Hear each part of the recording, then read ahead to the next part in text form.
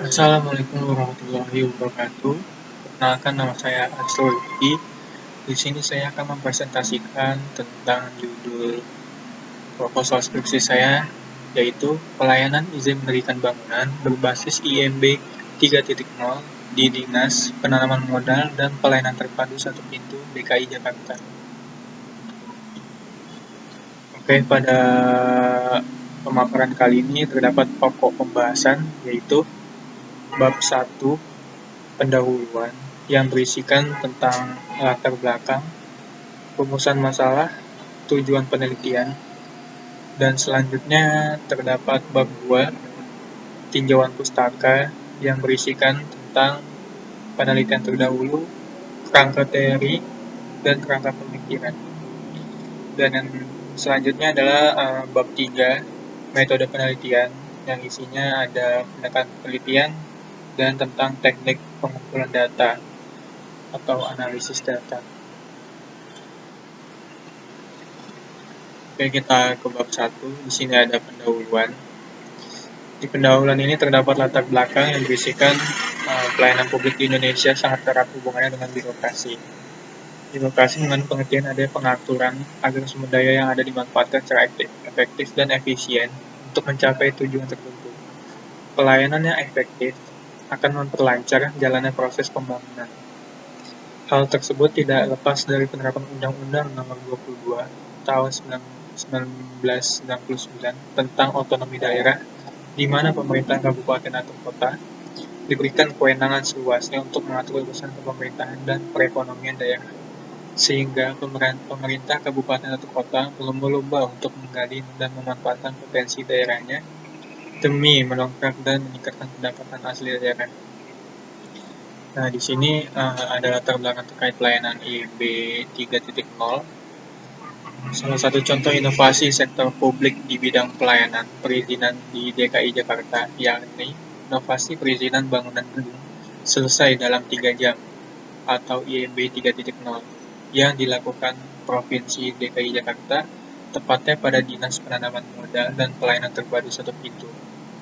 Inovasi ini diluncurkan sejak tanggal 11 Agustus 2016 dan setahun kemudian pada tahun 2017 sudah menerbitkan sebanyak 719 IMB. IMB 3.0 termasuk inovasi pelayanan publik dengan bentuk inovasi pelayanan menghasilkan suatu produk, yaitu IMB khususnya rumah tinggal.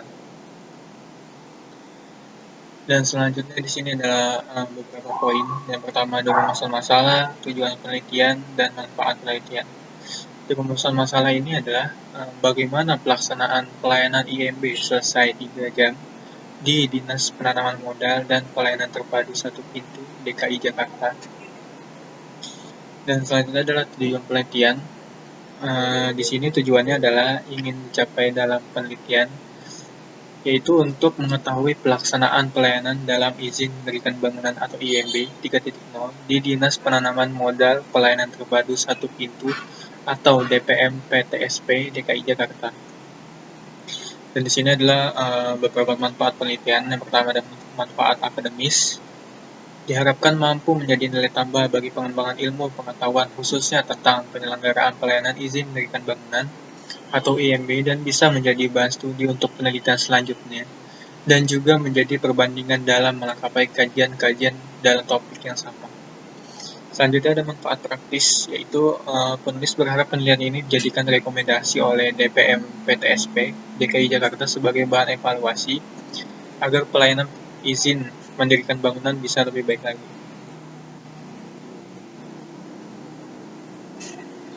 Oke, di sini ada bab 2 tinjauan pustaka, dan di sini ada 3 penelitian terdahulu.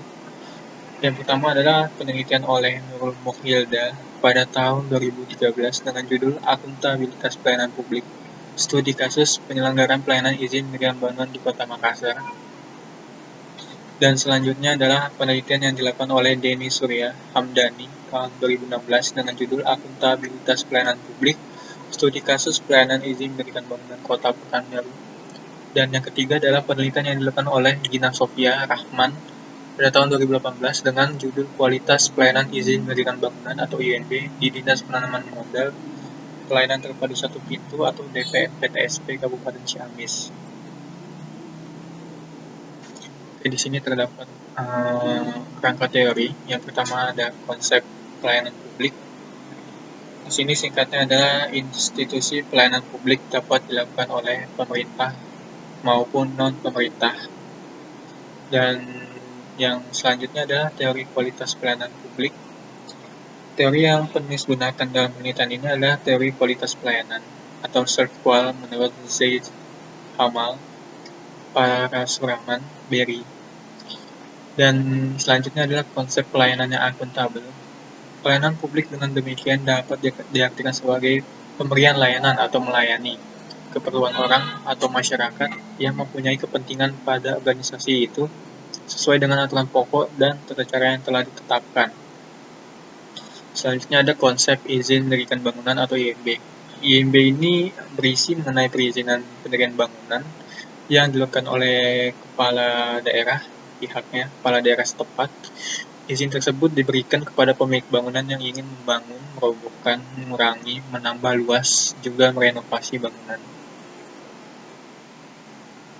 Nah, di sini ada beberapa kerangka pemikiran. Yang pertama ini identifikasi masalah.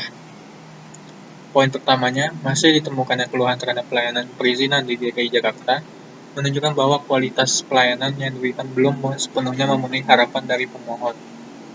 Poin yang kedua, masyarakat juga masih menemukan kesulitan untuk memenuhi persyaratan pengajuan IMB yang situasional. Poin yang ketiga, keluhan oleh masyarakat dengan waktu penyelesaiannya yang memerlukan waktu 42 hari kerja. Nah, di sini ada 5 dimensi SERVQUAL. Poin pertama ada bukti fisik atau tangible. Poin kedua ada kehandalan atau reliability. Poin ketiga ada ketanggapan atau responsiveness. Poin keempat ada jaminan atau assurance. Poin kelima ada empati.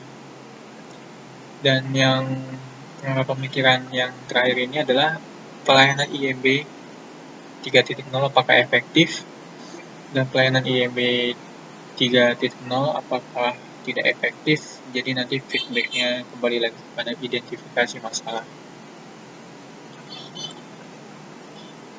Selanjutnya di sini ada bab 3 yang terdiri dari metode penelitian dan beberapa poin-poinnya yaitu pendekatan penelitian, informan penelitian, metode pengumpulan data, dan teknis analisis data dan analisis data.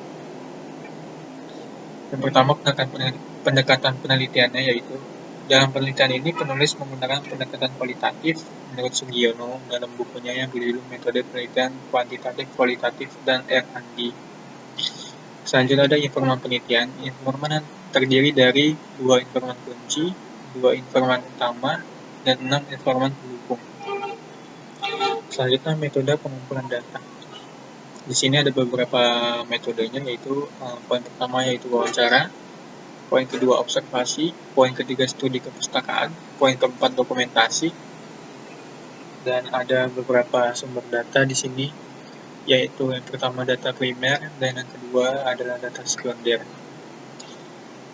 Selanjutnya adalah teknis analisis data dan analisis data. Di sini teknis analisis datanya yaitu triangulasi data. Yang pertama ada triangulasi teknik dan yang kedua ada triangulasi sumber.